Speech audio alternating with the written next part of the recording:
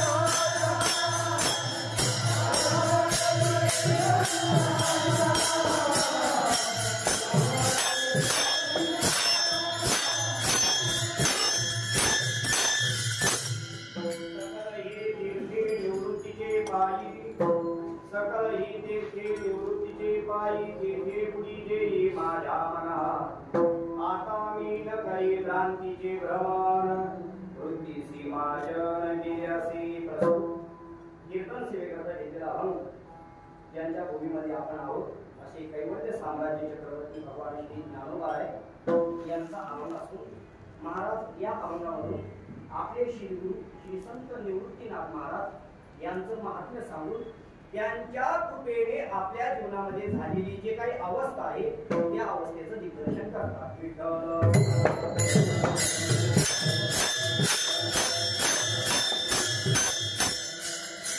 निवृत्तीनाथ महाराज अर्थात श्री गुरूंचं वर्णन करताना ज्ञानोबा सांगतात या त्रिभुवनामध्ये असणारी जेवढी काही तीर्थ आहेत की सगळीच्या सगळी तीर्थ माझे श्रीगुरु अर्थात निवृत्तीनाथ महाराज यांच्या चरणी लोळण घेतात अर्थात त्यांच्या चरणाजवळ आहेत आणि म्हणून ज्ञानोबा स्वतःच्या मनाला विनंती करतात हे म्हणा सगळे तीर्थ ज्यांच्या चरणावर लोळण घेतात अर्थात नव्हे नव्हे ज्यांचे चरण म्हणजेच सर्व त्रिभुवनातले तीर्थ आहेत अशा चरण तीर्थामध्ये तू काय कर बुडी दे त्याचा परिणाम असा होईल. ज्ञानोबा सांगतात मला इतर तीर्थांना जाण्याची गरज नाही आता मी नगरी क्रांतीचे भ्रमण त्याबद्दल त्याचा परिणाम वृत्तीसी मार्जन केले असे माझी वृत्ती संतांच्या चरण तीर्थामध्ये काय होईल मार्जन होईल अर्थात शुद्ध होईल त्याचा परिणाम असा होईल. ज्ञानोबा सांगतात ज्या पद्धतीनं समुद्राची एखादी लाट असेल जोपर्यंत ती लाट आहे तोपर्यंत आपल्याला ती लाट समुद्रापेक्षा भिन्न वाटते परंतु तीच लाट जेव्हा समुद्राच्या काठाला येते तेव्हा तो तरंग अर्थात ती लाट समुद्रामध्ये मिसळली जाते. नाही नाही समुद्रापेक्षा किंवा समुद्रातल्या पाण्यापेक्षा ती लाट वेगळीच नसते. ज्ञानोबा सांगतात त्या पद्धतीनं माझा देह भगवान परमात्म्याशी एकरूप होईल नाही नाही त्यांच्यापेक्षा वेगळाच नव्हता. ज्ञानोबा शेवटच्या चरणामध्ये सांगतात की पहा ना त्या भगवान परमात्म्याचं केवढं नवल आहे पहा जसं एखादं मिथ्या मृगजल म्हणणं हा सुद्धा मृगजलाचा अपमान आहे. मृगजल एवढं जरी म्हटलं तर त्या मृगजलामध्ये जर एखाद्याला तारून जाण्याची एखाद्याने कल्पना केली तर त्याला त्याच्यामध्ये नाव लागेल म्हणजे बुडी लागेल आणि मिथ्या मृगजलामध्ये मिथ्या असणाऱ्या मृगजलामध्ये तरुण जायचं म्हटलं तर त्याच्यामध्ये नाव तरी सत्य लागेल का नावही मिथ्या लागेल. अर्थात एखाद्या मिथ्या मृगजला आणि जेव्हा मिथ्या मृगजलाचा बाद होईल तेव्हा त्या नावेचाही आपोआप बाद होणार. तेव्हा ज्ञानोबा सांगतात अगदी त्याच पद्धतीनं एकदा की भगवान परमात्मा मी जे आहे हे मृगजल रूपी आपण जी समज अशी आपण जोपर्यंत ठेवतो आणि एकदा की मी जे आहे ही समज निघून गेली की त्याच्याकरता लागणारं जे ब्रह्मज्ञान आहे त्या ब्रह्मज्ञानाचाही एक स्थिती अशी येते की त्याचाही बाद होऊन जातो. ज्ञानोबा सांगतात हीच अवस्था माझ्या जीवनामध्ये प्राप्त झाली म्हणून मी आता मी न करी भ्रांतीचे भ्रमण वृत्तीसी मार्जन केले असे विठ्ठल.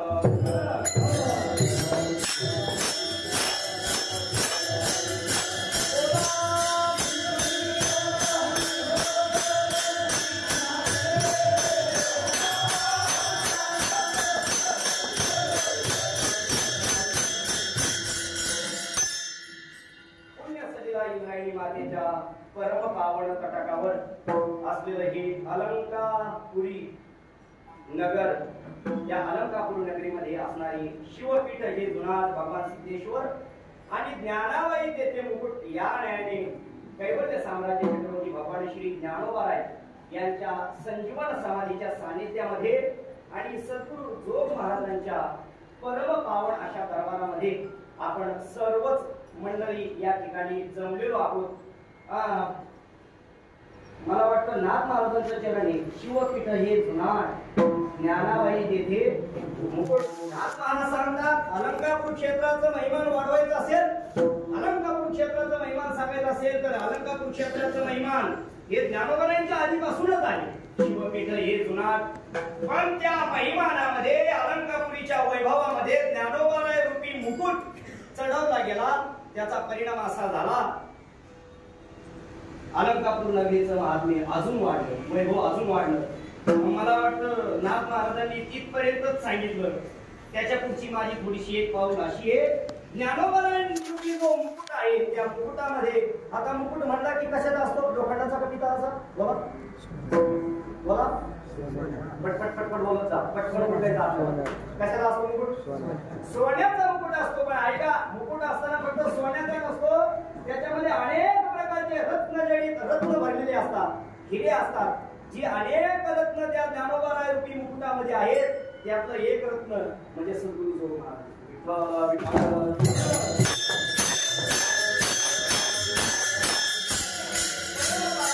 परंपरा आहे. सद्गुरू श्री जोग महाराजांनी 1917 साली वारकरी शिक्षण संस्थेची स्थापना करून आपल्यावर खरं तर फार मोठे अनंत उपकार केले.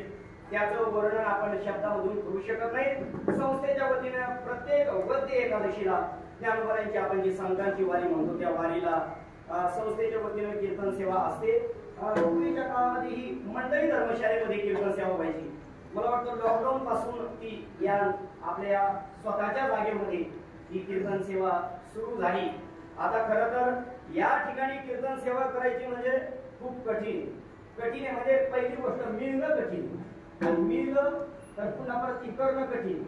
हे बी कीर्तन सेवा करायच्या म्हटलं ना तर मी बाहेर कीर्तन सेवा करायला जायचं म्हटलं तर फार लोड घेत नाही. का? काही सांगता येतं, काही तर पण टाकता येतं. मग परवा नानांचा फोन झाला तेव्हापासून झोपलो नाही अजून.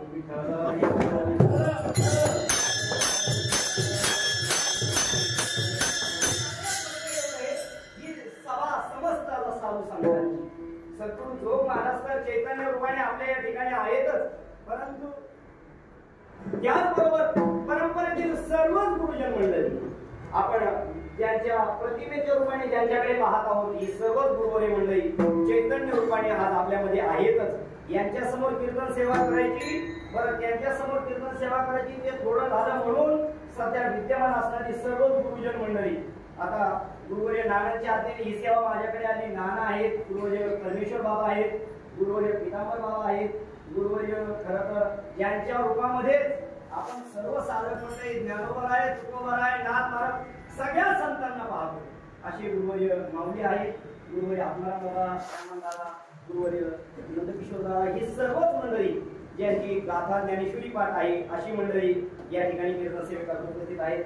संस्थेचे माजी विद्यार्थी आहेत, संस्थेचे आजी विद्यार्थी आहेत, संस्थेचे भावी विद्यार्थी आहेत. असे सर्वच विद्यार्थी सर्व आपल्या सर्वांच्या समोर ही सेवा करायची म्हणजे फार कठीण असतं. पण आता मी फारसा लोड घेत नाही ना, का तुम्ही समोर बसले तर मला इथं तेच सांगायचं जे तुमच्याकडून शिकलो, जे तुमच्याकडून शिकलो देवी मी जे बोले ते प्रभू तुमचे ती शिकवले, म्हणून अवधारी जुवा पुले आपण देवा विठ्ठल.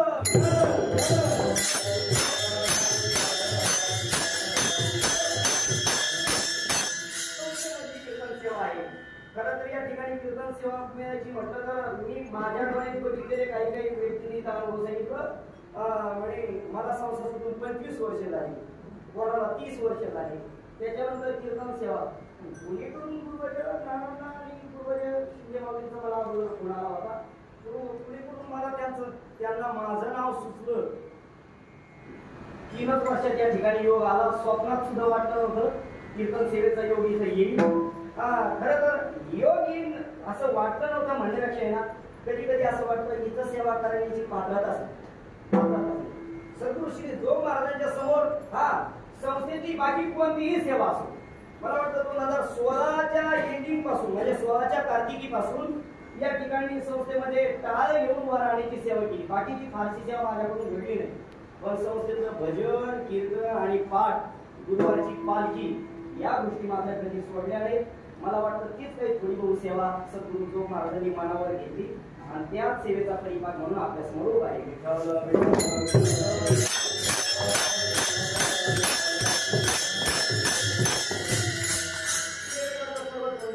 उपस्थित आहेत सर्वांच्या चरणी विनम्र भावे धन्यवाद घालतो.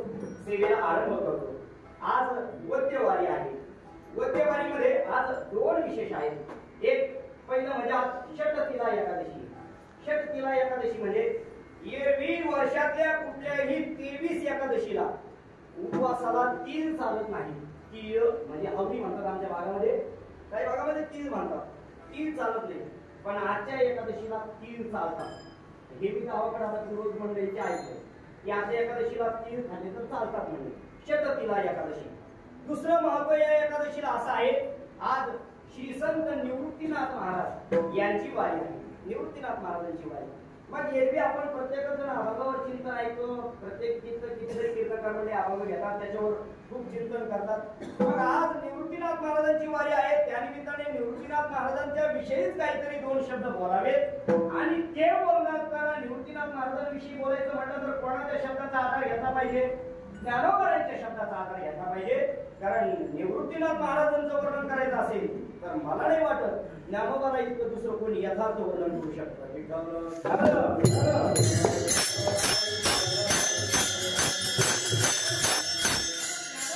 भाषेमध्ये निवृत्तीनाथ महाराजांचं वर्णन करावं या उद्देशाने हा अभंग मी घेतलेला आहे. खरं तर निवृत्तीनाथ महाराज कोण हा फार मोठा प्रश्न आहे. अलीकडं काय म्हणावं मला लक्षात येत नाही, परंतु अलीकडं ज्ञानोबा आहे आणि तुकोबा आहे याच संतांची ओळख संबंध महाराष्ट्राला म्हणा किंवा भारताला जास्त आहे. त्या तुलनेत बाकीच्या संतांची ओळख कमी आहे. म्हणजे जे मंडळी संप्रदायामध्ये आहेत, संप्रदायाचे संस्कार ज्या लोकांना आहेत या लोकांना सगळ्याच संतांची ओळख आहे. परंतु सर्वसामान्य माणसं जनमानसात गेलो तर बहुतेक सगळ्या लोकांना फक्त ज्ञानोबा आणि तुकोबा ही दोनच संत महात्मे माहीत आहेत. खरं तर आपण संप्रदाय या विचारात आहे की कुठल्याही संतांमध्ये आपण कमी अधिक भेदभाव मानत नाही. आपल्या दृष्टीनं सगळेच संत सारखे आहेत. जेवढा अधिकार निवृत्तीनाथ महाराज ज्ञानोबांना आहे तेवढाच मान्यता, तेवढाच अधिकार श्री संत गोरोबा काका असतील, सेना महाराज असतील, तुकोबराय असतील आदी करून सकल संतांनाही आपण तेवढीच मान्यता देतो. निवृत्तीनाथ महाराज कोण आहेत? निवृत्तीनाथ महाराजांचा जर परिचय पाहायचा असेल तर आपल्याला एक 3-4 पद्धतीने निवृत्तीनाथ महाराजांचा परिचय पाहता येईल. ऐका, निवृत्तीनाथ महाराज कोण आहेत? निवृत्तीनाथ महाराजांचा परिचय स्वरूपाने पाहता येईल, निवृत्तीनाथ महाराजांचा परिचय स्वभावाने पाहता येईल, निवृत्तीनाथ महाराजांचा परिचय स्थानाने पाहता येईल आणि निवृत्तीनाथ महाराजांचा परिचय योगदानाने पाहता येईल.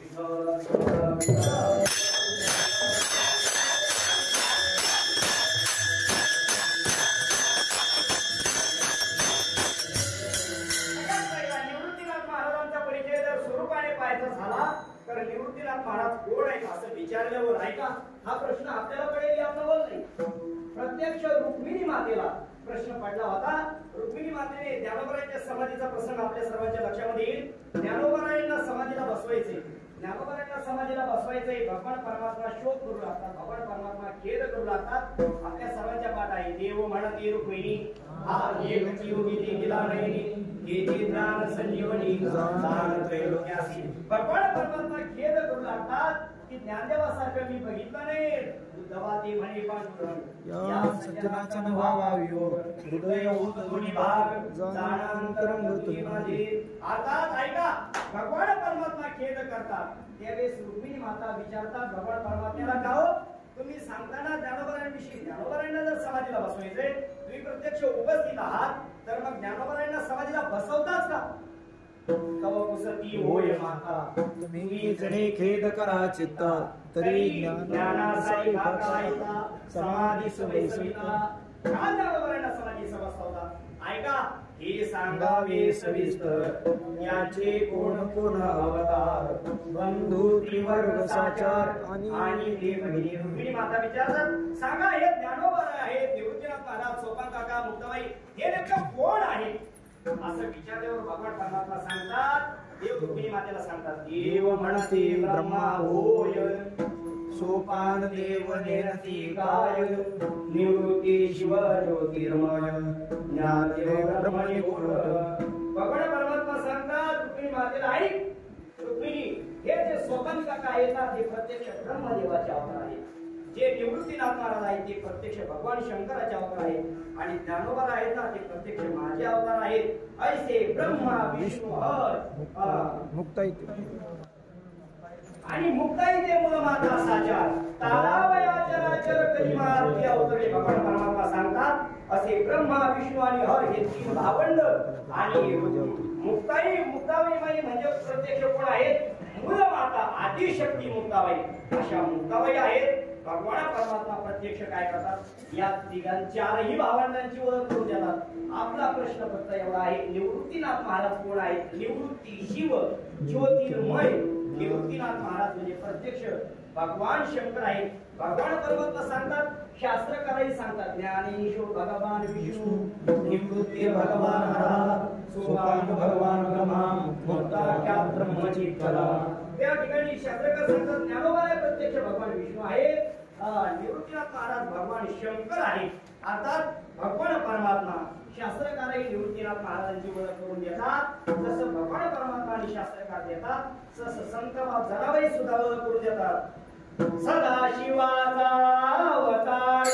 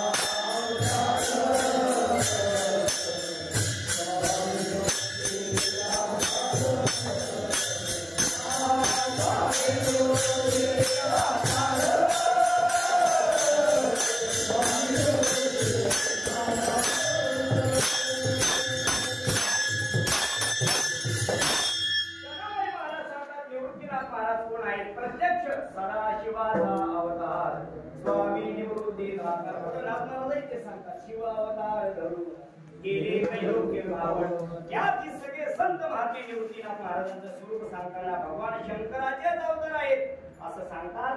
त्याची निवृत्तीनाथांची स्वरूपाने ओळख की भगवान शंकर अशी आहे. जशी निवृत्तीनाथ महाराजांची स्वरूपाने ओळख भगवान शंकर आहे, तशी निवृत्तीनाथ महाराजांची स्थानाने ओळख जर बघितली तर ऐका, निवृत्तीनाथ महाराजांची स्थानाने ओळख, निवृत्तीनाथ महाराजांचं स्थान म्हणजे समाधी प्रसंगात बोलणार आहे. निवृत्ती ऐसा श्रेष्ठ गुरु समाधी. निवृत्तीनाथ महाराज हे श्रेष्ठ गुरु आहेत. आपण एरवी ज्ञानोबारायांना सद्गुरु मानतो. ज्ञानोबारायांना ज्ञानदेवेरचिला पाया उभारिले देवालया हे जरी योग्य असलं, हे जरी ठीक असलं, आद्य गुरु आपण ज्ञानोबारायांना मानतो. परंतु त्या ज्ञानोबारायांचेही गुरु जेव्हा पाहिले जातात तेव्हा मात्र निवृत्तीनाथ महाराज हे नाव समोर येतं. म्हणजे वारकरी संप्रदायाचे आद्य गुरु श्री संत निवृत्तीनाथ महाराज आहेत. हे निवृत्तीनाथ महाराजांचे एक स्थान आहे. दुसरं निवृत्तीनाथ महाराजांचं स्थान असं आहे, वारकरी संप्रदायाच्या किंवा वारकरी परंपरेच्या पूर्वी महाराष्ट्रामध्ये किंवा भारतामध्ये एक नाथ परंपरा होती. नाथ परंपरा, त्या नाथ परंपरेतले सगळ्यात शेवटचे संत म्हणजे निवृत्तीनाथ महाराज. आपल्याला नेहमीप्रमाणे माहिती आहे, आदिनाथ गुरु सकल सिद्धांचा मच्छिंद्रालयाचा म्हणजे शिष्य मच्छिंद्राने बोध गोरक्षासी केला, बोध गोरक्ष बोलला कहिनी प्रसादे निवृत्तीनाथ. त्या नाथ परंपरेतील आदिनाथ, मच्छिंद्रनाथ, गोरक्षनाथ, कहिनीनाथ आणि कहिनीनाथांच्या नंतर निवृत्तीनाथ ही नाथ परंपरा निवृत्तीनाथ महाराजांपर्यंत आली आणि त्या ठिकाणी नाथ परंपरा थांबली. तिथून पुढे नाथ परंपरा नाही, मग ज्ञानदेव रचिला पाया. ज्ञानोबांनी स्वतंत्र अशी स्थापना निर्माण केली. पूर्वी नाथ परंपरेची पद्धत होती, एक गुरु एक शिष्य, एका गुरुने एकच शिष्य करायचा अशी पद्धत. परंतु ज्ञानोबांनी मात्र प्रकट गुह्य बोली विश्वब्रह्मांची केली. मेळविले महावंदे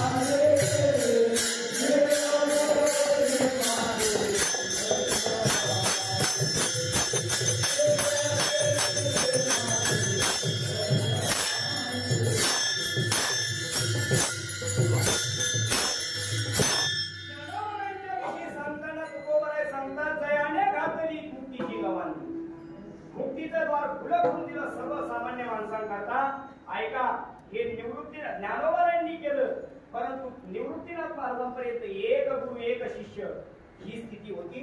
म्हणजे नाथ परंपरेची सगळ्यात शेवटची आणि वारकरी परंपरेचे आद्य गुरु हे निवृत्तीनाथ महाराजांचं स्थान आहे.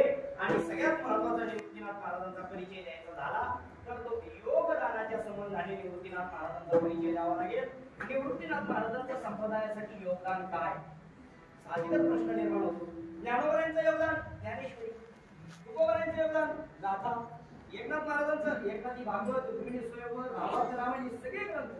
निवृत्तीनाथ महाराजांचं योगदान काय असा जेव्हा प्रश्न निर्माण होतो, मला वाटतं डोळे झाकून सगळ्याला हेच उत्तर आलं पाहिजे की निवृत्तीनाथ महाराजांचं वारकरी संप्रदायासाठी योगदान म्हणजे ज्ञानोबा आहे.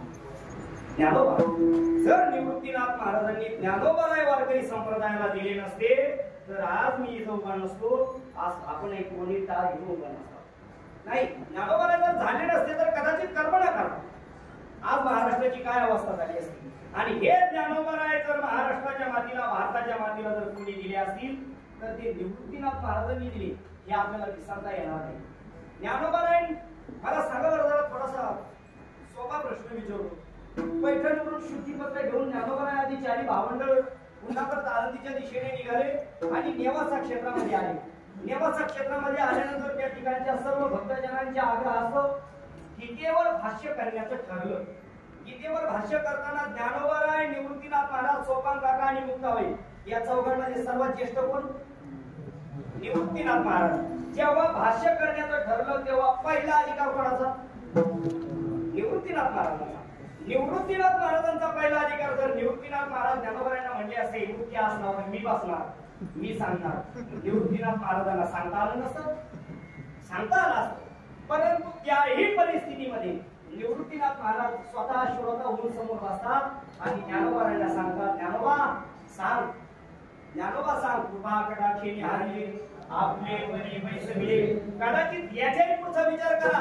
जर निवृत्तीनाथ महाराज नाथ परंपरेचे होते, एक गुरु एक शिष्य परंपरा होती, निवृत्तीनाथ महाराजांनी ज्ञानोबरायांना सांगितलं असे ज्ञानोबा अजिबात सगळ्यांना ज्ञान द्यायचं नाही. जशी आपली परंपरा आहे ना एक गुरु एक शिष्याची, तू सुद्धा एकच शिष्य करायचा. असं जर असतं तर आपल्यापर्यंत ज्ञानेश्वरी आली असती, आपल्यापर्यंत आली असती. अहो नाही, ज्ञानोबराय स्वतः निर्वाह देतात की ही ज्ञानेश्वरी म्हणजे प्रत्यक्ष निवृत्तीनाथ महाराजांच्या कृपेचं वैभव आहे. तैचे श्री निवृत्तीनाथाचे गौरव आहे की साचे ग्रंथू नव्हे हे कृपेचे वैभव की. माझं हे जी ज्ञानेश्वरी आहे ती प्रत्यक्ष निवृत्तीनाथ महाराजांची कृपा आहे. ज्ञानोबराय ज्यावेळेस ज्ञानेश्वरी सांगून पूर्ण होते तेव्हा ज्ञानोबराय निवृत्तीनाथ महाराजांच्या समोर निर्वाह देतात. किंबहुना तुमचे केले धर्म कीर्तन हे सिद्धीने एक माझे जीवले पाहिजे. पण ऐका, आपल्याला ज्ञानेश्वरी मिळाली हे ज्ञानोबरायांचे तर उपकार आहेतच आपल्यावर, पण त्याहीपेक्षा काकणभर अधिक निवृत्तीनाथ महाराजांचे उपकार आहेत. म्हणून ज्ञानोबरायांच्या वाङ्मयामध्ये तुम्हाला एक सांगू, ज्ञानोबरायांच्या वाङ्मयामध्ये निवृत्तीनाथ महाराजांचं वर्णन, निवृत्तीनाथ महाराजांचा उल्लेख जेवढा जास्त वेळा सापडतो, अतिशयोक्ती वाटे पण खरे, तेवढा उल्लेख प्रत्यक्ष भगवान परमात्म्याचाही सापडतो.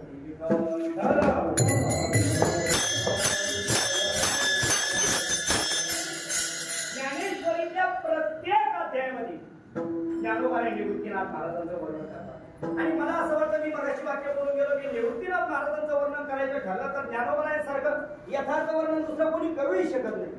ज्ञानोबराय प्रत्येक अध्यायामध्ये निवृत्तीनाथ महाराजांचं वर्णन करतात. नमनामध्ये तर ज्ञानोबराय निवृत्तीनाथ महाराजांचं वर्णन करतातच करतात. पण थोडंसं भगवान परमात्म्याने एखाद्या श्लोकामध्ये महात्म्याचं एखादं लक्षण सांगावं, ज्ञानोबराय भर भर भर भर 25-30 ओव्या सांगतात. आपल्याला जर अतिशयोक्ती वाटत असेल तर आपण 13 अध्यायामधला आचार्य वासनावरच्या ओव्या बघून घ्या. ज्ञानोबराय निवृत्तीनाथ महाराज आता श्रीगुरूंविषयी बोलतात म्हणजे निवृत्तीनाथ महाराजांविषयी बोलतात. निवृत्तीनाथ महाराजांचं महात्म्य वर्णन करायचं असेल तर ज्ञानोबराय थांबत घेतले. स्वतः निवृत्तीनाथ महाराज सांगतात ज्ञानोबा अरे तू संत स्तवनी रतसी तरी गतीची सेन करीची. ज्ञानोबा तू एकदा श्री गुरुचं वर्णन करायला लागला, सद्गुरूंचं वर्णन करायला लागला का कथेकडे लक्षच देत नाही. आता एक काम कर, हे थांबव, जरा थोडस श्लोकावर सांगायला सुरुवात कर. आता ज्ञानोबराय इतकं वर्णन करतात. ज्ञानेश्वरीच्या प्रत्येक अध्यायामध्ये निवृत्तीनाथांचं वर्णन करतात. ज्ञानोबरायांची जी अभंग गाथा आहे त्या अभंग गाथेमध्ये निवृत्तीनाथ महाराजांचं वेळोवेळी वारंवार निवृत्तीनाथ महाराजांच्या स्वरूपाचं वर्णन करतात, कधी निवृत्तीनाथ महाराजांच्या स्वभावाचं वर्णन करतात, कधी निवृत्तीनाथ महाराजांच्या स्थानाचं किंवा अजून आपण काय म्हणू सामर्थ्याचं वर्णन करतात, कधी निवृत्तीनाथ महाराजांच्या पावित्र्याचं वर्णन करतात, कधी सामर्थ्याचं वर्णन करतात. आज आपण जो अभंग घेतलाय त्या अभंगामध्ये ज्ञानोबा आहे निवृत्तीनाथ महाराजांच्या पावित्र्याचं आणि सामर्थ्याचं वर्णन करतात. काय आहे निवृत्तीनाथ महाराजांचं सामर्थ्य, काय आहे निवृत्तीनाथ महाराजांचं पावित्र्य, निवृत्तीनाथ महाराजांचं पावित्र्य, निवृत्तीनाथ महाराजांचं सामर्थ्य एवढं आहे की ज्ञानोबा सांगतात त्रिभुवनामध्ये जेवढे काही तीर्थ आहे सर्व तीर्थ माझ्या निवृत्तीनाथांच्या अर्थात श्री गुरुच्या चरणी लोलन घेतात. अभंगाचं पहिलं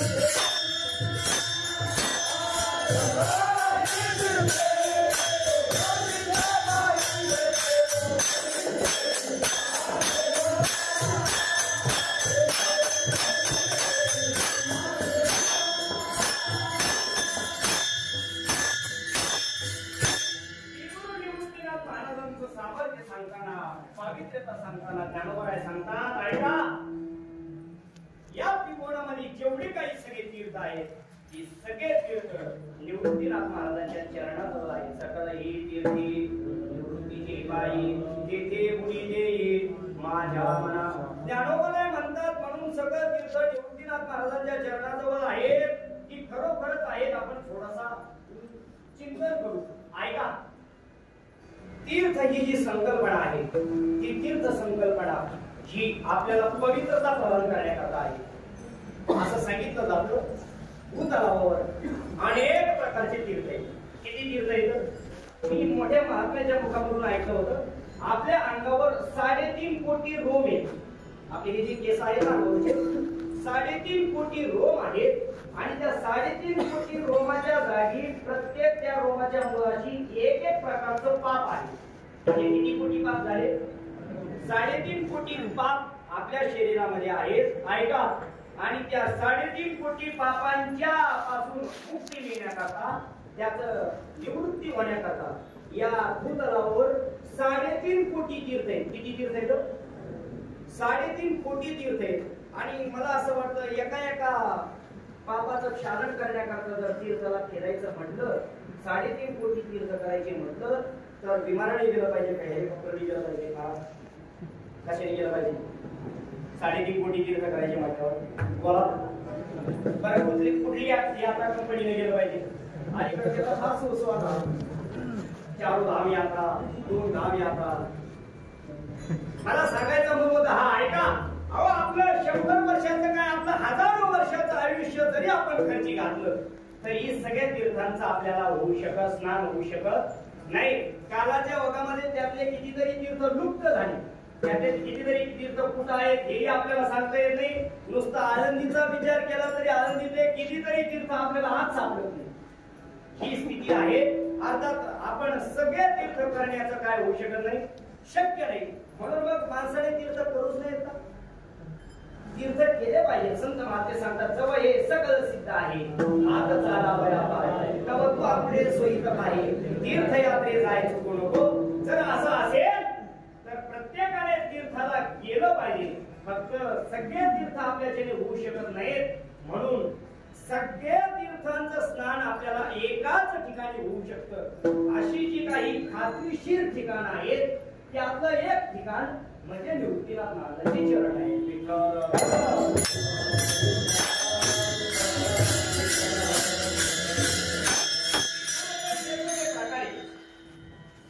शास्त्रामध्ये स्थावर तीर्थ, जंगम तीर्थ असं सांगितलं किंवा स्थावर तीर्थ, मानस तीर्थ असंही केले. गुरुवर्य फुले बाबा वैकुंठवासी गुरु फुले बाबा सांगायचे तीर्थामध्ये दोन प्रकार, एक चित्त तीर्थ आणि दुसरं भौम तीर्थ. चित्त तीर्थ कशाला म्हणायचं? या भूतलावर असणारे जेवढे काही संत महात्मे आहेत ते सगळे चित्त तीर्थ आहेत. आणि या भूतलावर असणारी गंगा, यमुना, सरस्वती, इंद्रायणी, चंद्रभागा, गोदावरी या अशा जे काही असंख्य नद्या आहेत हे सगळे या तीर्थावर, या भूतलावरचे काय आहेत? भौम तीर्थ असे आहेत. या भौम तीर्थापेक्षा चित्त तीर्थाचं महात्म्य श्रेष्ठ आहे. मी सांगितलं तुम्ही लगेच ऐकलं असंही नाही.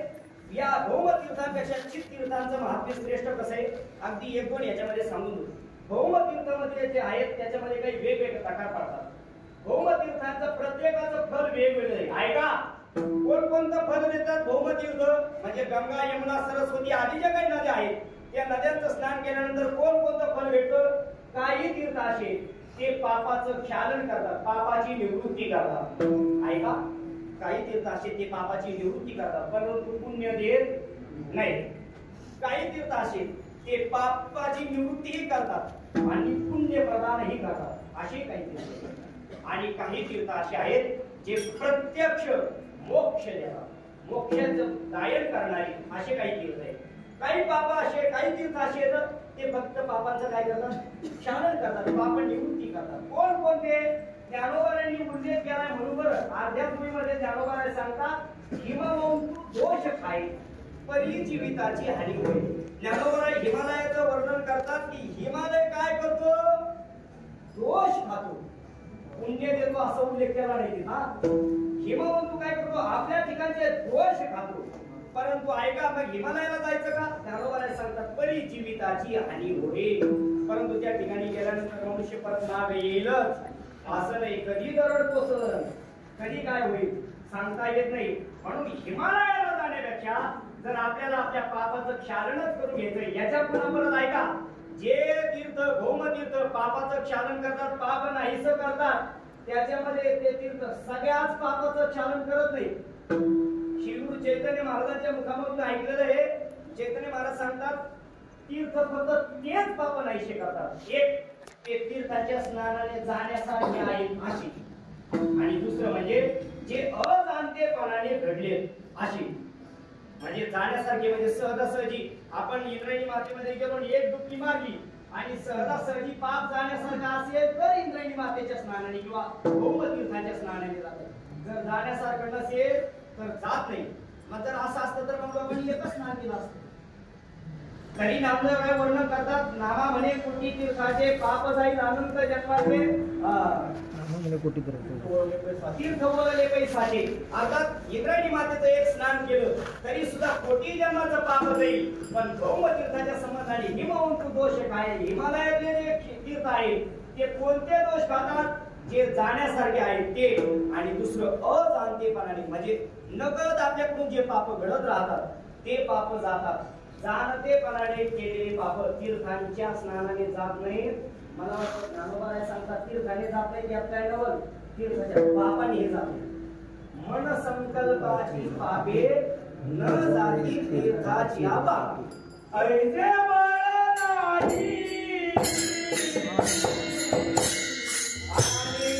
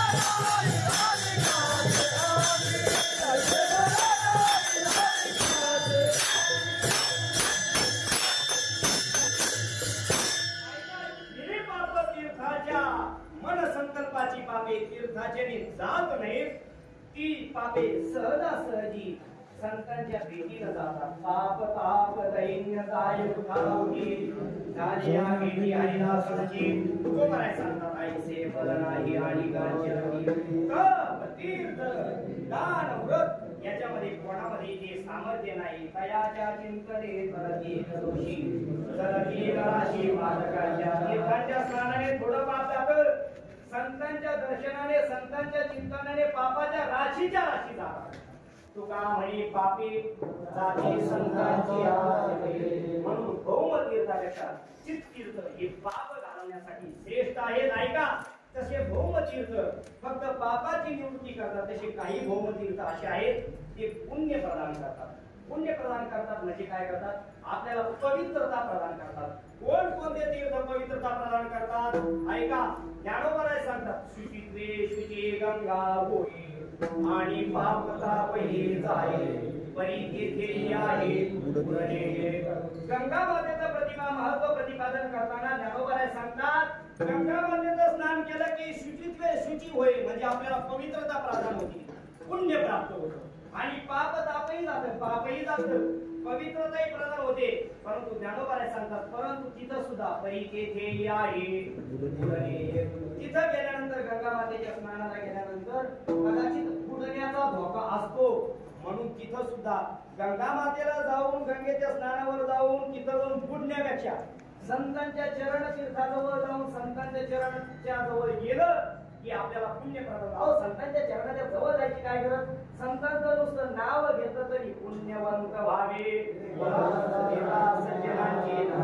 संतांचं नुसतं नाव घेतलं तरी आपल्याला काय होते पुण्याची प्राप्ती होते.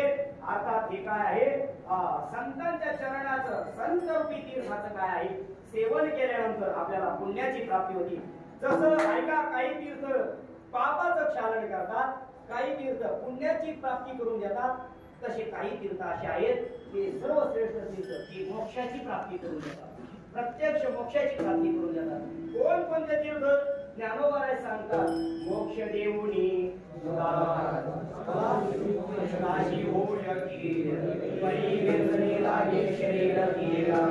ज्ञानोबा सांगतात आपलं काशी या ठिकाणी जे तीर्थ आहे अर्थात वेगवेगळ्या प्रकारचे काशी क्षेत्रामध्ये जे तीर्थ आहेत त्या तीर्थांचं स्नान केलं की मोक्ष प्राप्त होतो. ऐका मोक्ष प्राप्त होतो परंतु कधी मोक्ष प्राप्त होतो जिवंत असताना नाही. मग परी वेचणी लागे शरीर ती गावे. काशीमध्ये मरावं लागतं आणि काशीमध्ये मरणं एवढं सोपं नाही. मराठवाड्यातला एक माणूस त्याने असं ऐकलं होतं कीर्तनामध्ये की काशीमध्ये गेल्यानंतर पुण्य भेटतं म्हणजे मनुष्याला मोक्ष प्राप्त होतो. याला विचारा मग आयुष्यभर जागला, खाणं पुन्हा खाल्ले गेला. काशीमध्ये गेला, त्याला वाटलं काशीमध्ये गेलो की काय होईल, मोक्ष मिळेल. 2 वर्ष काशीमध्ये राहिला, पण मृत्यू आला नाही. गावाकडून फोन गेला, नातीचं लग्न ठरलंय, पुढच्या सोमवारी लग्न आहे, 1 दिवस येऊन जा लागणार. आता काशीमध्ये मरायला गेला होता, इकडे कशाला यावं, पुन्हा तरी सुद्धा नाही. पण मोठी म्हाताऱ्या माणसाला फार मोठी हौस असते, सुनमुख बघायचं, नाच सुनमुख बघायचं. नातीचं लग्न जावंच लागेल मला. म्हातारा लग्नासाठी, नातीच्या लग्नासाठी म्हणून जास्त दिवस पण नाही, लग्नाच्या आदल्या दिवशी रात्री निघाला. डायरेक्ट पैसा होता भरपूर, मराठवाड्यातले पाटील लोक हा जबरदस्त हातावर पाठवलं, कसे हात चालले. मग डायरेक्ट विमानाने आला, लग्न लागलं. ऐका, लग्न लागलं, नवरी वाट लावली आणि आई वाटला.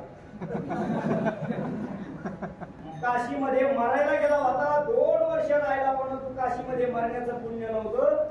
एका दिवसात गावाकडे आला, एका दिवसात मेला. ऐका, काशीमध्ये 2 वर्ष राहिला, मोक्ष प्राप्त झाला का त्याला? ज्ञानोबांच्या भाषेनुसार नाही झाला, परंतु संत महात्म्यांच्या सानिध्यामध्ये सहज जरी आला तरी त्याला काय होतो, मोक्ष प्राप्त होतो. तुकोबराय सांगतात, एकदा संतांच्या संगतीमध्ये आला की हा मोक्षाचे तीर्थ लगे वाराणसी. मोक्षाचं तीर्थ वाराणसी करण्याची गरज नाही. मग या संतांच्या सोबत येती तया पाशी अवघी जणे, तीर्थासी तीर्थ झाला तुझी मोक्ष दर्शनी. संतांच्या दर्शनाने मोक्ष प्राप्त होतो. म्हणजे भौमतीर्थ जे मोक्ष देतात, तो मोक्षही संतांच्या दर्शनाने प्राप्त होतो. म्हणून असे सर्वच त्रिभुवनातले जे तीर्थ आहेत, हे सगळे तीर्थ निवृत्तीनाथ महाराजांच्या चरणाशी काय करतात, लोलन घेतात. अहो, संतांच्या जवळ लोलन घेतात, परंतु संतांच्या जवळ लोलन घेऊन काय करतात, कशा करता येतात? हे सगळे तीर्थ संतांच्या जवळ येतात, परंतु कशा करता येतात? अनेक प्रमाण आहेत. श्रीमद भागवतामधला प्रसंग आहे, पुढे प्रसंग ऐका. सगळे पुत्रांचा ऋषीच्या शापाने जळून भस्म झाले. सगळे पुत्र 60,000 सगळे पुत्र ऋषीच्या शापाने जळून भस्म झाले. त्यांचे पूर्वज पहिले आता फक्त अंशुमान आणि दिलीप त्यांच्यामध्ये अगोदर कोण? अंशुमान ऋषी मुनी जवळ आले. त्यांनी विचारलं, माझे पूर्वज त्या ठिकाणी आले होते, त्यांनी सांगितलं म्हणे मी जळून भस्म केले. मग त्यांचा उद्धार झाला पाहिजे, माफी मागितली, काय करावं लागेल? म्हणे काही नाही, गंगा मातेचा जलाचा स्पर्श त्यांना झाला की त्यांचा काय होईल, उद्धार होईल. मग गंगा मातेची आराधना सुरू केली अंशुमानाने, गंगेचं त्या ठिकाणी आराधना सुरू केली. ऐका, अंशुमानाचं आयुष्य संपलं. अंशुमानाचा पुत्र दिलीप, त्या दिलीपाचं आयुष्य गंगा मातेची आराधना करण्यामध्ये संपलं. गंगा माता प्रसन्न झाली नाही. दिलीपाचा पुत्र भगीरथ, त्या भगीरथाने गंगा मातेची आराधना सुरू केली. भगीरथाला गंगा माता प्रसन्न झाली. 3 पिढ्याच्या तपाने गंगा माता प्रसन्न झाली. गंगा मातेने सांगितलं, काय पाहिजे तुला? भगीरथाने सांगितलं, माझे पूर्वज 60,000 सगळे पुत्र त्या ठिकाणी काय झाले, जळून भस्म झाले, त्यांचा उद्धार झाला पाहिजे. मग त्याच्याकरता भूतलावर यावं पाहिजे. गंगा मातेने सांगितलं, मी भूतलावर येईल, पण ऐक, माझ्या 2 अटी आहेत. काय अटी आहेत? भगवान गंगा मातेने सांगितलं, ऐक भगीरथा, मी भूतलावर आल्यानंतर मी स्वर्गातून येणार. माझा भूतलावर येताना प्रचंड वेग असणार. माझा प्रचंड वेग भूतलावर धारण करणारा असा कोणीतरी पाहिजे. नाहीतर मी स्वर्गातून यायचे, पुन्हा परत वेगाने भूमीला दुभंगून पाताळामध्ये यायचे, पुन्हा परत तुझ्या 3 पिढ्या खर्च व्हायच्या. म्हणून काय कर, माझा वेग धारण करणारा कोणीतरी पाहिजे, असा मनुष्य शोध. आणि दुसरी गोष्ट, तू तुझ्या पूर्वजांच्या उद्धाराकरता म्हणून आलास मला नेण्याकरता, पण ऐक, मी जेव्हा भूतलावर येईल तुझ्या पूर्वजांचा उद्धार करीन आणि त्यानंतर या भूतलावरचे अनेक पापी जीव माझ्यामध्ये स्नान करतील. त्या जीवांच्या स्नानाने मला अपवित्रता येईल, मालिन्य येईल, आणि ते मला आलेली अपवित्रता मालिन्य घालण्याकरता काय उपाययोजना आहे? अशा 2 पद्धतीच्या अडचणी गंगा मातेने भगीरथाला सांगितल्या. भगीरथाने विचार केला की कोण आहे असं? गंगा मातेने सांगितलं, भगवान शंकर माझं काय करू शकतात, वेग धारण करू शकतात. भगीरथाने सांगितलं, काय काळजी करू नका गंगा माता, मी भगवान शंकराची आराधना करीन आणि तुमचा वेग धारण करण्याचं काय करीन, मी त्यांना विनंती करीन, ती तुमची अडचण दूर होईल. आणि दुसरी जी अडचण आहे ना, तुमची मालिन्यतेची अडचण, तर भगीरथ सांगतात, गंगा माता काळजी करू नका म्हणे, तुम्ही जेव्हा या पृथ्वी तलावर येणार तुमच्यामध्ये अनेक पापी जीव स्नान करणार, तुम्हाला मालिन्यता येणार, परंतु ते मालिन्यता घालवण्याची ताकद सुद्धा या भूतलावर काही साधू संतांमध्ये आहे. भगीरथाच्या मुखामध्ये शब्द आहे. भगीरथ गंगा मातेला सांगतात, साधवो न्याशिन शांता ब्रह्मिष्ठा लोक पावनः हरंत्यगम तेग संगात केशवास्ते जगदितरीही. श्रीमद भागवतामध्ये भगीरथ सांगतात की साधू लोक, संन्यासी लोक, संत लोक, जे ब्रह्मनिष्ठ लोक आहेत, असे जे लोक आहेत, ते लोक जेव्हा तुमच्यामध्ये स्नान करता येतील तेव्हा ते स्वतःच्या पवित्रते करता नाही येणार, तर ते तुम्हाला पवित्रता प्रदान करण्याकरता काय करतील, येतील. नाही आणि तुम्ही जरी त्यांच्या जवळ गेले तरी सुद्धा तुम्हाला पवित्रता प्राप्त होईल. म्हणून तर तीर्थे दया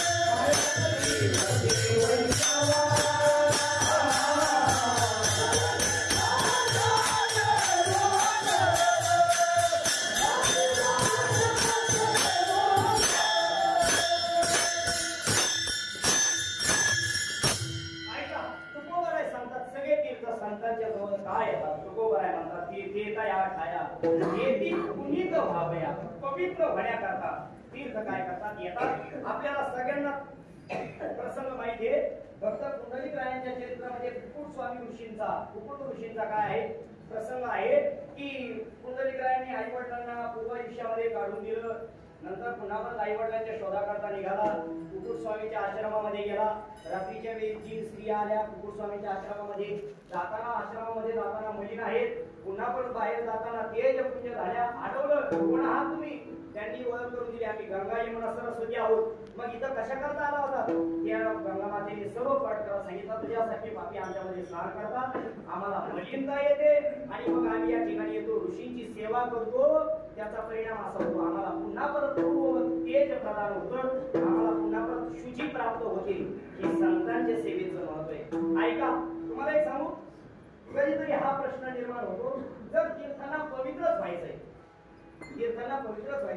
मग तीर्थ देवाकडे नाही जाऊ. तीर्थांना पवित्र व्हायचं तर मग तीर्थांनी देवाकडे जाऊ, देवाकडून पवित्र व्हावं. देवाकडे जात नाही तर तीर्थ संत महात्म्यांकडे येतात. बरं, याच्याही पुढची गंमत मोठी ही आहे, तीर्थ ज्या ज्या ठिकाणी पवित्र होण्याकरता जातात ती सगळे ठिकाण अगोदर देवाचे. ऐकाय ना, तीर्थ ज्या ज्या ठिकाणी पवित्र होण्याकरता जातात ती सगळे ठिकाण अगोदर देवाचे, नंतर संतांचे. पण तीर्थ तिथं जाऊन देवाकडे नाही जात, संतांकडे जातात. बघा तुम्ही, उदाहरण सांगतो मी. पहिलं उदाहरण घ्या आपल्या त्र्यंबकेश्वरचं, म्हणजे निवृत्तीनाथांचं. त्र्यंबकेश्वरची मूळ देवता कोणती आहे बोला? त्र्यंबकेश्वर. भगवान त्र्यंबकेश्वर. भगवान त्र्यंबकेश्वरच्या ठिकाणी असताना सगळे तीर्थ तिथे येतात, परंतु सगळे तीर्थ भगवान त्र्यंबकेश्वराच्या दर्शनाला नाही. मग निवृत्तीनाथ महाराजांच्या दर्शनाला का? निवृत्तीनाथ महाराज संत आहे. त्र्यंबकेश्वरचं उदाहरण झालं. पुढचं उदाहरण पंढरपूरचं. पंढरपूर क्षेत्र. मला सांगा बरं जरा, पंढरपूर क्षेत्रातील मूळ अधिष्ठान देवता पांडुरंग परमात्मा. परंतु पांडुरंग परमात्मा मूळ अधिष्ठानी देवता असताना सुद्धा सगळे तीर्थ पंढरपूरला येतात, पण पांडुरंगाच्या दर्शनाला नाही. मग येती पुंडलिका जवळी ऐचे शंकर सागे ऋषी जवळी सकळ तीर्थे माध्यानकाली येती पुंडलिका जवळी. पुंडलिकाच्या जवळ येतात. बरं, याच आळंदी क्षेत्राच्या संबंधाने घ्या. आळंदी क्षेत्राच्या संबंधाने सुद्धा आळंदी क्षेत्राची मूळ देवता भगवान सिद्धेश्वर आहेत. परंतु आळंदी क्षेत्रामध्ये सगळे तीर्थ येतात, परंतु ते भगवान सिद्धेश्वरांसाठी म्हणून नाही, ज्ञानोबारायांकरता म्हणून.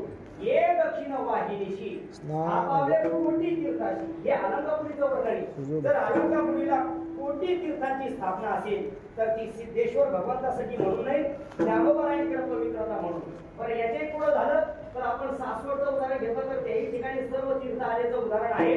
सर्व तीर्थ मिळाली आनंदे ते सुखी करून कृपाते संवत्सर जाऊन सोपानाते समाधीशिवाय सावत्सर नगरीचे म्हणजे सोपान सासवड नगरीचे मूळ अधिष्ठात्री देवता नागेश्वर भगवान.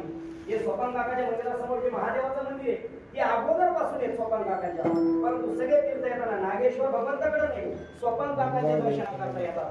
याचा अर्थ सरळ सरळ हा आहे की सगळे तीर्थ भगवान परमात्म्याच्या चरणाची अपेक्षा नाही करत, संतांच्या चरणाची अपेक्षा करतात. कारण सगळ्यात सर्व तीर्थांना पवित्रता प्रदान करण्याची ताकद संतांच्या चरणामध्ये आहे, संतांच्या जवळ आहे. म्हणून तीर्थी पर्व काल अवघी माया सकल जयाची नाव तीर्थ नाव दर्शने प्रशस्तीची भाऊ जयाची संगी ब्रह्मभाऊ भ्रांतासी तीर्थासी तीर्थ झाला तुझी एक मोक्ष देणे दर्शने.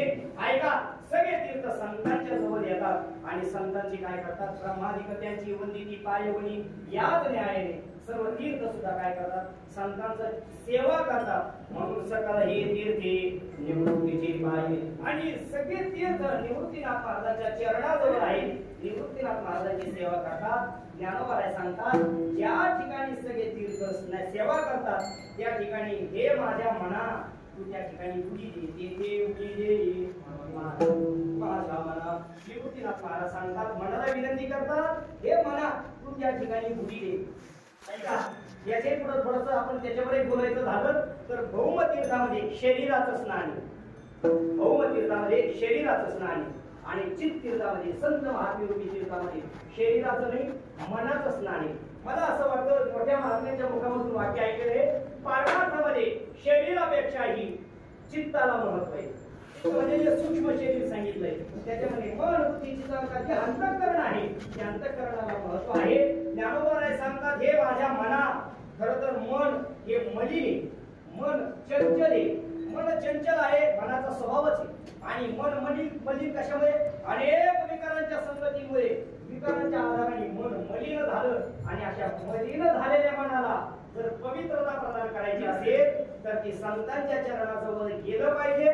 इतर सगळ्या तीर्थांचं फिरत असण्याच्या संतांच्या चरणाच्या जवळ गेलं की मग ज्ञानोबाराय सांगतात, ते देवकी देई माझ्या मना, हे माझ्या मना निवृत्तीनाथ महाराजांच्या चरणाजवळ काय कर, उडी दे. त्याचा परिणाम असा होईल, मन स्थिर होईल, शांत होईल. देखील्या चरण वैष्णवांची काय विविध तापाची झाली बोलवण, देखील्या चरण तुका म्हणे मना झाले समाधान. देखील्या चरण वैष्णवांची, संतांचं चरण देखील संतांच्या चरणाच्या जवळ गेलं की मनाला काय होते, समाधान प्राप्त होते. म्हणून तेथे उडी दे माझ्या मना. आणि येतात की संतांच्या चरणाजवळच सगळे तीर्थ सापडले, मनाला समाधान प्राप्त झालं, मनाला पवित्रता प्रदान झाली की मग इतर तीर्थांना फिरण्याची गरजच काय, इतर तीर्थांना फिरण्याची गरज नाही. ज्ञानोबाराय सांगतात, माझ्या मनाला निवृत्तीनाथ महाराजांच्या चरणाजवळ समाधान प्राप्त झालं ना, आता मी भ्रांत असणारे म्हणजे भ्रांत होऊन इतर तीर्थांना मी फिरणार नाही. अभंगाचं दुसरं चरण, आता मी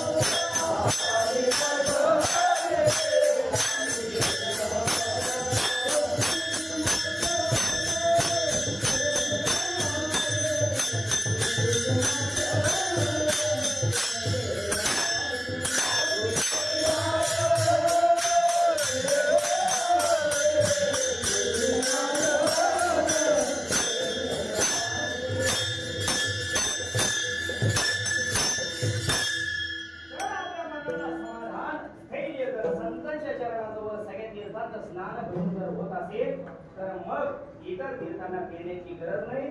ज्ञानोबा सांगतात आता मी न करी भ्रांतीचे भ्रमण. भ्रांतीचं भ्रमण म्हणजे काय? भ्रांत कशाला म्हणतात? ऐका, भ्रांत त्याला म्हणतात ज्या गोष्टीचं स्वरूप जसं नाही तसं समजणं म्हणजे ही काय आहे? भ्रांत आहे. भ्रांत आहे. कोणत्या भ्रांतचं? मला वाटतं ज्ञानोबांच्या सार्थकादेमध्ये श्रीगुरु साखरे महाराजांनी असा उल्लेख केलाय की आता मी देह भ्रांत सोडणार नाही, देहाच्या भ्रांतीचं काय भ्रमण करणार नाही. देहाच्या भ्रांतीचं असंही आपल्याला अर्थ लावता येईल किंवा मग तीर्थाची भ्रांती असंही आपल्याला अर्थ घेता येईल. दोन पद्धतीने आपण चिंतन करू. देहाची भ्रांत म्हणजे काय? आपण मनुष्य नेहमी मी देह आहे, मी देह आहे ही अवस्था काय करतो? या अवस्थेमध्ये गुरफटून जातो. नेहमी मीच देह आहे, मीच देह आहे असं म्हणत राहतो. परंतु जेव्हा संतांच्या चरणाजवळ जाऊ, संतांच्या सानिध्यामध्ये गेलो की मग संत महात्मे आपल्याला आपल्या स्वरूपाची जाणीव करून देतात. मग मी देह आहे ही भावना शिल्लक राहत नाही. मग आता मी न करी देह भ्रांतीचे भ्रमण म्हणजे आता देहाची भ्रांत माझ्या ठिकाणी राहिले नाही. आणि जोपर्यंत मी देह आहे, मी देह आहे तोपर्यंत आपल्याला भ्रमण करावंच लागतं. पुनरपि जननम पुनरपि मरणम पुनरपि जनने जठरे शयनम उपजेते नाशे नाशिदेते पुनरपि दिशे हे घटिका यंत्र जैसे परिभ्रमेगा त्या पद्धतीने आपल्याला भ्रमण करावं लागतं. कुठपर्यंत मी देह आहे ही भ्रांत आहे तोपर्यंत. एकदा की मी देह नसून अहम ब्रह्मास्मी हा बोध निर्माण झाला की मग पुन्हा परत भ्रमण करण्याची गरज नाही. की देह भ्रांत आता मी न करी देह भ्रांतीचे भ्रमण किंवा मग सर्व तीर्थांच्या भ्रांतीचं भ्रमण. सर्व तीर्थांच्या भ्रांतीचं भ्रमण म्हणजे ऐका, सर्व तीर्थांच्या भ्रांतीचं भ्रमण म्हणजे सगळ्या तीर्थांना जाऊनही आपल्याला फल प्राप्त होईलच असं नाही. आपण तीर्थयात्रा केला तर तीर्थयात्रा केल्यानंतर सुद्धा ती तीर्थयात्रा व्यर्थ ठरू शकते, व्यर्थ ठरू शकते. ज्ञानोबा सांगतात चित्त नाही नाही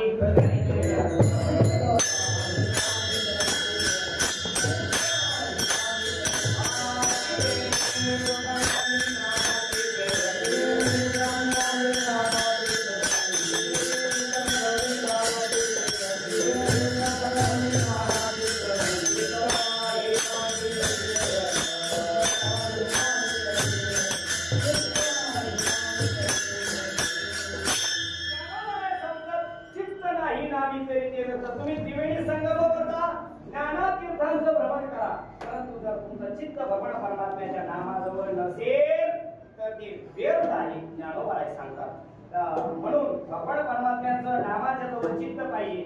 मग एवढं सगळं पैसे भरून तीर्थयात्रेला जाऊन जर ते व्यर्थ ठरत असतील तर मग संत चांगले संत होऊन संतांच्या सानिध्यामध्ये राहिलेलंच काय पाहिजे. म्हणून आता मी न करी भ्रांतीचे भ्रमण श्रीगुरु निवृत्तीनाथ महाराजांसारखे सर्व तीर्थ ज्यांच्या चरणाजवळ घेतात, नवे नवे जे स्वतःच सर्व तीर्थ रूप आहेत असे निवृत्तीनाथ महाराज जर मला घरामध्येच सद्गुरू भेटत असतील तर मी बाकीच्या तीर्थांचं भ्रमण करीनच कशाला. म्हणून आता मी न करी भ्रांतीचे भ्रमण, बाकीचं भ्रांतीचं भ्रमण करणार नाही. मग निवृत्तीनाथ महाराजांनी विचार तीर्थामध्ये वृत्तीची मार्जन केली आहे. माझी अंतःकरण वृत्ती मी निवृत्तीनाथ महाराजांच्या चरणाजवळ काय करीन?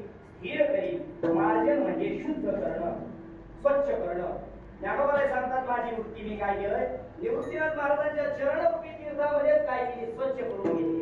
निवृत्ती सगळी तीर्थे निवृत्तीचे पायी, इथं पायी या शब्दाचा अर्थ वाच्य अर्थ न घेता ज्या ज्या ठिकाणी भगवान संत वाङ्मयामध्ये भगवान परमात्म्याच्या आणि संतांच्या पाय असा उल्लेख येईल तिथं तिथं तो पाय असा न घेता स्वरूप असा घेतला पाहिजे.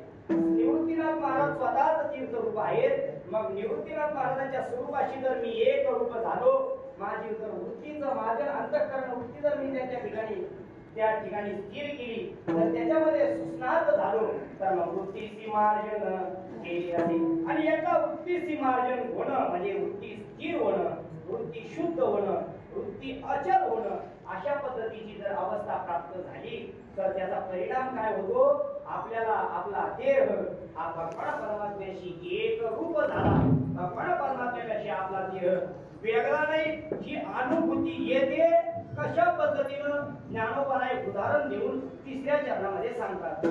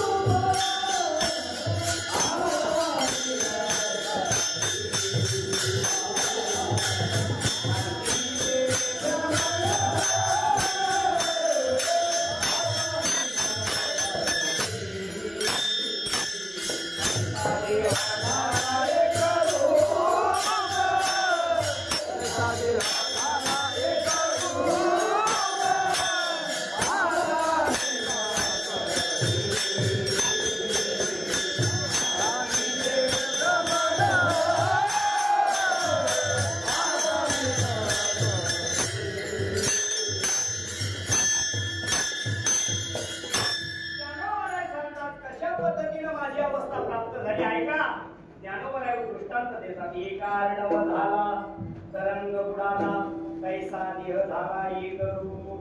ज्ञानोबराय म्हणतात एक अर्णव या शब्दाचा अर्थ समुद्र. एक अर्णव झाला तरंग बुडाला. ज्यावेळेस तरंग बुडून अर्णव एक रूप झाला त्या पद्धतीनं माझा देह झाला. ऐका, मी मगाशी सांगून गेलो की आपण समुद्राच्या काठावर गेलो. समुद्राच्या काठावर गेल्यानंतर आपण समुद्राकडे जेव्हा पाहतो, अथांग समुद्राकडे पाहतो आणि त्या समुद्राकडे पाहिल्यानंतर त्या समुद्र स्थिर नसतो. समुद्रावर अनेक लाटा चालू असतात. लाटा मागून लाटा, लाटा मागून लाटा. आपण म्हणतो पहा समुद्र पहा केवढा आहे, हा समुद्र पहा आणि ती लाट पहा. आपली भाषा अशीच असते. हे बघा हा पाणी, हे समुद्र पहा, हे पाणी पहा, ती लाट पहा. मला सांगा बरं जरा, हे पाणी, हा समुद्र आणि ती लाट वेगळे? परंतु आपली भाषा ती आहे. आपल्याला ती लाट रूपाने दिसते, लाट रूपाने वेगळी दिसते. पण मला सांगा ती लाट कुठपर्यंत लाट आहे? जोपर्यंत ती लाट काठावर येऊन संपत नाही तोपर्यंत. ती लाट एकदा काठावर येऊन संपली की ती लाट राहत नाही, तो समुद्रच होऊन जातो. मला फक्त प्रश्न एवढाच आहे की ती लाट वेगळी होती का एकच होती? एकच होती. परंतु आपली मान्यता, आपल्याला भ्रम झाला होता की आपण काय करतो, ती लाट वेगळी आहे, समुद्र वेगळा आहे. परंतु जेव्हा तो तरंग म्हणजे ती लाट शांत होईल तेव्हा तो समुद्र एकच आहे ही स्थिती दिसते. ऐका, तैसा देह झाला एक रूप. त्या पद्धतीने अंतःकरण वृत्ती एकदा स्थिर झाली की विचार सागराच्या मध्ये सांगितल्याप्रमाणे या पद्धतीने अंत आत्मानंदाचं भान होतं. त्या पद्धतीचं श्री गुरु शांतीब्रह्म महाराज सांगत असतात की वैयक्तिक पौर्णिमेचा चंद्र पाहायचा असेल, चंद्र पाहायचा असेल नंतर रात्रीच्या 12 वाजता बरोबर आपण त्या मोठ्या पातेल्यामध्ये दूध घेतलं आणि दुधामध्ये जर चंद्र पाहायचा असेल तर त्या दुधामध्ये चंद्र तेव्हाच दिसतो की दूध स्थिर असेल तर. दूध हलत असेल तर दुधामध्ये चंद्र दिसत नाही. किंवा पाणी घ्या, आपल्याला नाही एवढं दूध भेटला, पाण्यामध्ये चंद्र पाहायचा असेल तर पाण्यामध्ये आपण सगळी खेड्यातली मंडळी येतं. पूर्वीच्या काळामध्ये विहिरीवर गेलं रात्रीच्या वेळेला, विहिरीमध्ये डोकावून बघितलं पाण्यामध्ये की पाण्यामध्ये चंद्र दिसतो. परंतु पाण्यामध्ये चंद्र तोपर्यंत दिसतो जोपर्यंत ते पाणी स्थिर आहे. एकदा की पाणी ते हलवलं, त्याच्यामध्ये दगड टाकला की चंद्र त्याचा गायब होऊन जातो. मला सांगा चंद्र त्याच्यामध्ये होता की नव्हता? आपल्याला त्याच्यामध्ये चंद्र दिसला परंतु ते पाणी स्थिर आहे तोपर्यंत. तसं आपण ब्रह्म आहोत, आपण आत्मस्वरूप आहोत, आपण देह नसून आपण ब्रह्म आहोत ही भावना तेव्हाच आपल्यामध्ये रूढ होते जेव्हा आपली अंतःकरण वृत्ती स्थिर होईल. तिसऱ्या चरणात सांगितल्याप्रमाणे वृत्तीची मार्जन केली असेल, जेव्हा संतांच्या चरण तीर्थामध्ये वृत्तीचं मार्जन होऊन जाईल, वृत्ती स्थिर होईल, तेव्हाच मी तैसा देह झाला एक रूप. या पद्धतीने काय होतो, आपला देह होऊन जातो. ज्ञानोबा सांगतात निवृत्तीनाथ महाराजांच्या कृपेने मला हेही प्राप्त झालं. दान येचे आम्हा गोड देही दृष्टी उडाली, देह हे हरपले, विदेह वृत्ती सुधारली, विज्ञान हे घरटले, ज्ञाता निघाली, दृश्यते तदाकार ममता तेथे बुडाली. ही सगळी अवस्था कोणामुळे प्राप्त झाली? धर्म जागू निवृत्तीचा निवृत्तीनाथ महाराजांच्या कृपेने ही अवस्था प्राप्त झाली. म्हणून तैसा देह झाला ही गुरु भगवान. पण निवृत्तीनाथ महाराज म्हणजे दुसरे तिसरे कोण नसून प्रत्यक्ष भगवत स्वरूपच आहे, भगवान परमात्मा स्वरूपच आहे.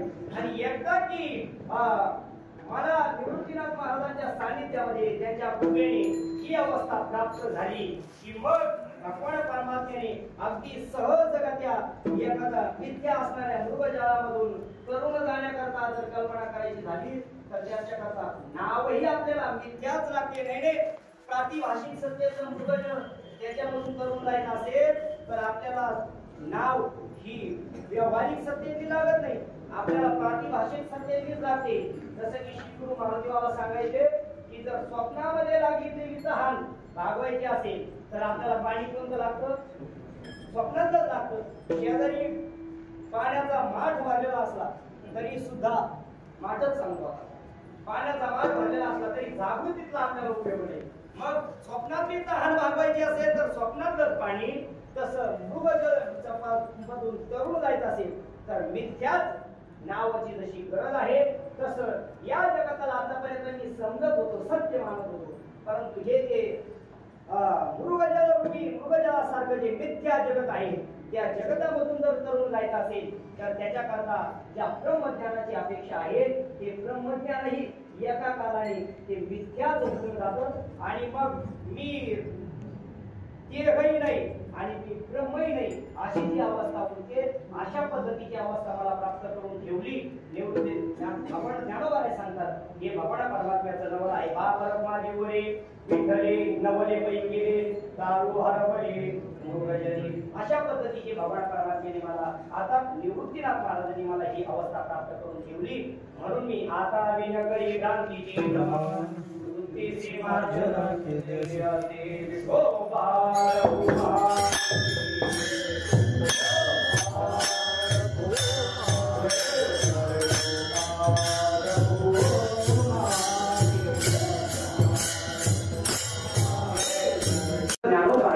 आपले श्रीगुरु निवृत्तीनाथ महाराज यांचे महात्म्य सांगून यांच्या कृपेने स्वतःच्या जीवनामध्ये जी अवस्था प्राप्त झाली त्या अवस्थेचं दिग्दर्शन करतात. यथामती यथावकाश मला ज्या पद्धतीने अभंगावर बोलता आलं त्या पद्धतीने मी अभंगावर बोलण्याचा प्रयत्न केला आहे. आज मी सुरुवातीला सांगितलं की श्री संत निवृत्तीनाथ महाराजांची वारी